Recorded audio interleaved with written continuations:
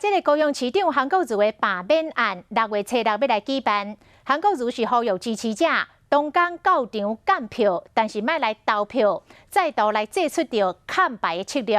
不过时代力量的民调来指出，也是有56.4%的市民同意罢免，啊59.9%的市民会去投票。但是呢，是比4月份减少着6.1%。另外一份台湾支票民调嘛来指出，有36%的市民一定会去投票，而且是同意罢免。6月初6要举行高雄市长韩国瑜罢免案，支持和反对的两边各自出招。时代力量发布上新的民调，高雄市民有56.4%同意，另外有28.9%无同意。1个月以后，从4月18、19做到5月19，同意是增加56.4。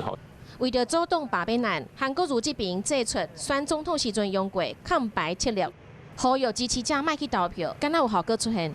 时代力量调查发现，会去投票的高雄市民有59.5%，比4月减6.1%。